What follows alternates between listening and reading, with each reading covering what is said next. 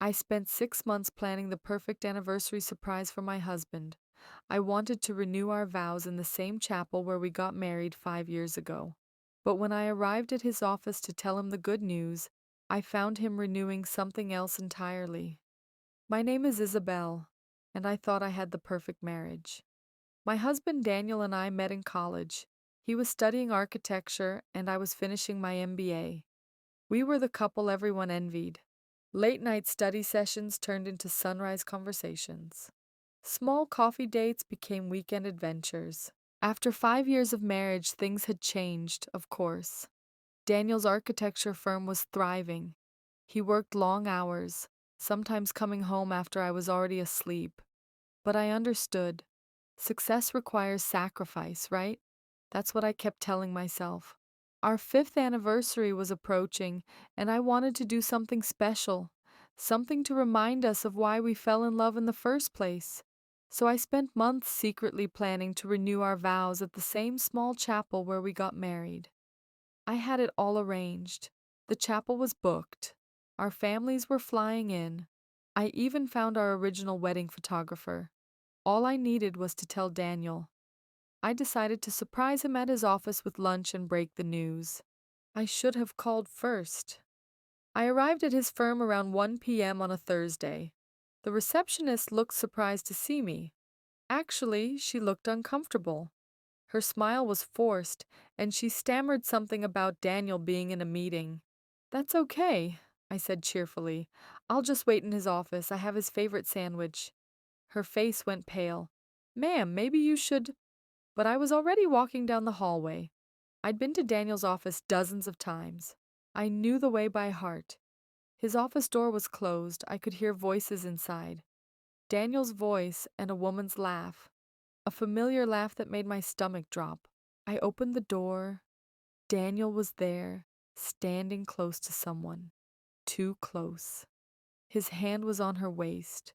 Her hand was on his chest. They were looking at each other the way Daniel used to look at me, and the woman was Rebecca, my best friend since high school, the maid of honor at our wedding. The lunch bag hit the floor. They jumped apart. Daniel's face went white. "Belle, this isn't— we were just—" But Rebecca cut him off. And this is the part that still haunts me. She smiled. Not a guilty smile, a satisfied smile. "Actually, Daniel, maybe it's time we tell her." I stood frozen as Rebecca explained everything. They'd been seeing each other for over a year.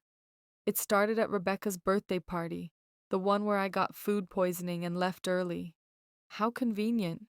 She told me about their weekend getaways, all those work conferences Daniel attended. Rebecca was there. That girls' trip Rebecca took to Miami. Daniel met her there. The worst part? She'd been helping me plan the anniversary surprise. She knew exactly what I was doing, and she found it amusing. "Isabel, you're wonderful," Rebecca said, her voice dripping with false sympathy.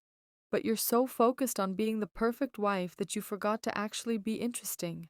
Daniel needs someone who challenges him, someone spontaneous." Daniel finally spoke up. "Rebecca, that's enough.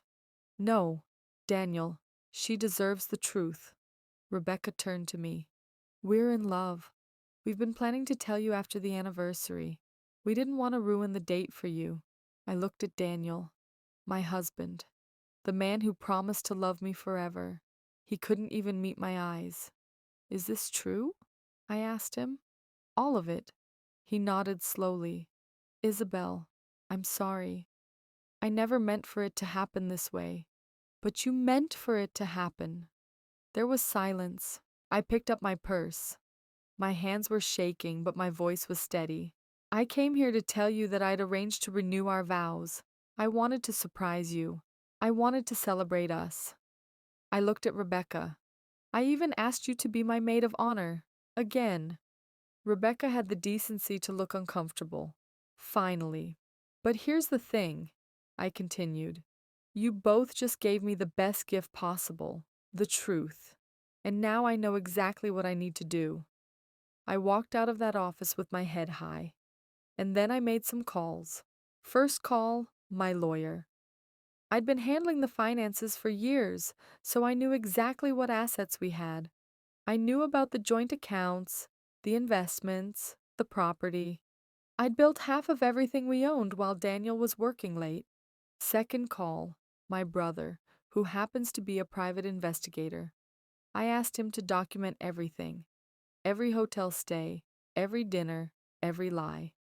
Third call, the chapel. I didn't cancel. Instead, I asked if I could move the date up, way up, to that weekend. You see, here's what Daniel and Rebecca didn't know.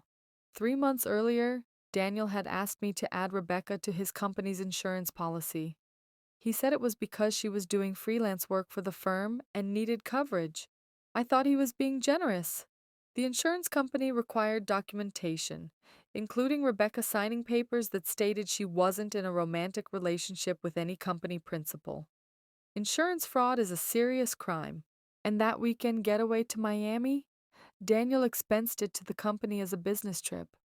Tax fraud is also a serious crime. I didn't want revenge. I wanted justice. There's a difference. That weekend came. I went to the chapel as planned. But instead of a vow renewal, I met with my lawyer and signed divorce papers. My family was there for support, not celebration. By Monday, Daniel's firm was under investigation for insurance and tax fraud. Rebecca lost her freelance contract and faced her own legal troubles.